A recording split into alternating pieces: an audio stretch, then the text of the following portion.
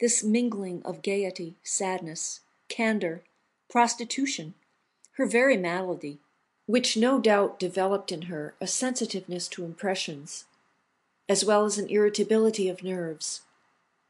All this made it clear to me that if from the very beginning I did not completely dominate her light and forgetful nature, she was lost to me. "Come now, do you seriously mean what you say?" she said. "Seriously. But why didn't you say it to me sooner?" "When could I have said it?" "The day after you had been introduced to me at the Opera Comique. I thought you would have received me very badly if I had come to see you." "Why?" "Because I had behaved so stupidly." "That's true. And yet you were already in love with me." "Yes." "And that didn't hinder you from going to bed and sleeping quite comfortably." "One knows what that sort of love means." "There you are mistaken. Do you know what I did that evening after the Opera Comique?" "No." "I waited for you at the door of the Café Anglais. I followed the carriage in which you and your 3 friends were. And when I saw you were the only one to get down, and that you went in alone, I was very happy." Marguerite began to laugh. "What are you laughing at?" "Nothing." "Tell me, I beg of you, or I shall think you are still laughing at me. You won't be cross?" "What right have I to be cross?" "Well, there was a sufficient reason why I went in alone." "What?" "Someone was waiting for me here." If she had thrust a knife into me, she would not have hurt me more. I rose, and holding out my hand, "Good-bye," said I. "I knew you would be cross," she said. "Men are frantic to know what is certain to give them pain." "But I assure you," I added coldly, as if wishing to prove how completely I was cured of my passion, "I assure you that I am not cross. It was quite natural that someone should be waiting for you, just as it is quite natural that I should go from here at 3 in the morning." "Have you, too, someone waiting for you?" "No, but I must go." "Good-bye, then." "You send me away?" "Not the least in the world." "Why are you so unkind to me?" "How have I been unkind to you?" "In telling me that someone was waiting for you. I could not help laughing at the idea that you had been so happy to see me come in alone, when there was such a good reason for it. One finds pleasure in childish enough things, and it is too bad to destroy such a pleasure when, by simply leaving it alone, one can make somebody so happy. But what do you think I am?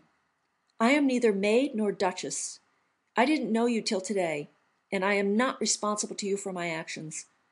Supposing one day I should become your mistress, you are bound to know that I have had other lovers besides you. If you make scenes of jealousy like this before, what will it be after, if that after should ever exist? I never met anyone like you." "That is because no one has ever loved you as I love you."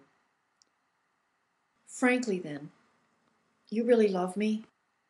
"As much as it is possible to love, I think. And that has lasted since the day I saw you go into Seuss's 3 years ago. Do you know, that is tremendously fine? Well, what am I to do in return?" "Love me a little," I said, my heart beating so that I could hardly speak, for in spite of the half-mocking smiles with which she had accompanied the whole conversation, it seemed to me that Marguerite began to share my agitation, and that the hour so long awaited was drawing near. "Well, but the Duke." "What Duke?" "My jealous old Duke. He will know nothing. And if he should, he would forgive you." "Ah, no, he would leave me. And what would become of me?" "You risk that for someone else." "How do you know?" "By the order you gave not to admit anyone tonight." "It is true. But that is a serious friend, for whom you care nothing, as you have shut your door against him at such an hour. It is not for you to reproach me, since it was in order to receive you, you and your friend." Little by little I had drawn nearer to Marguerite.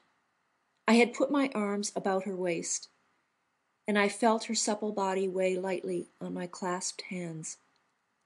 "If you knew how much I love you," I said in a low voice. "Really true?" "I swear it." "Well, if you will promise to do everything I tell you, without a word, without an opinion, without a question, perhaps I will say yes. I will do everything that you wish. But I forewarn you I must be free to do as I please, without giving you the slightest details what I do.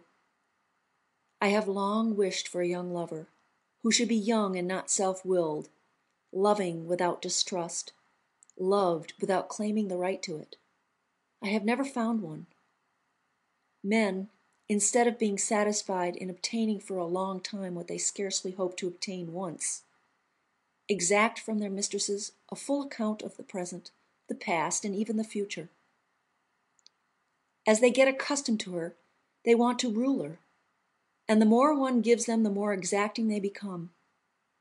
If I decide now on taking a new lover, he must have 3 very rare qualities.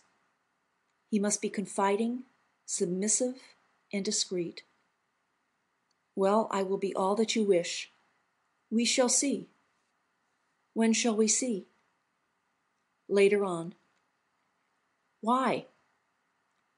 Because, said Marguerite, releasing herself from my arms, and taking from a great bunch of red camellias a single camellia, she placed it in my buttonhole. Because one cannot always carry out agreements the day they are signed. And when shall I see you again? I said, clasping her in my arms. When this camellia changes color. When will it change color? Tomorrow night between 11 and 12. Are you satisfied? Need you ask me? Not a word of this either to your friend or to Prudence, or to anybody whatever. I promise. Now kiss me, and we will go back to the dining room. She held up her lips to me, smoothed her hair again, and we went out of the room, she singing, and I almost beside myself. In the next room, she stopped for a moment and said to me in a low voice, "It must seem strange to you that I am ready to take you at a moment's notice. Shall I tell you why? It is," she continued, taking my hand and placing it against her heart so that I could feel how rapidly and violently it palpitated. "It is because I shall not live as long as others, and I have promised myself to live more quickly. Don't speak to me like that, I entreat you." "Oh, make yourself easy," she continued, laughing. "However short a time I have to live, I shall live longer than you will love me." And she went singing into the dining room. "Where is Nanine?" she said, seeing Gaston and Prudence alone. "She is asleep in your room, waiting till you are ready to go to bed," replied Prudence. "Poor thing! I am killing her. And now, gentlemen, it is time to go." 10 minutes after, Gaston and I left the house. Marguerite shook hands with me and said good-bye. Prudence remained behind. "Well," said Gaston when we were in the street, "what do you think of Marguerite?" "She is an angel, and I am madly in love with her." "So I guessed. Did you tell her so?" "Yes." "And did she promise to believe you?" "No. She is not like Prudence." "Did she promise to?" "Better still, my dear fellow. You wouldn't think it, but she is still not half bad. Poor old Duvernoy." End of chapter 10.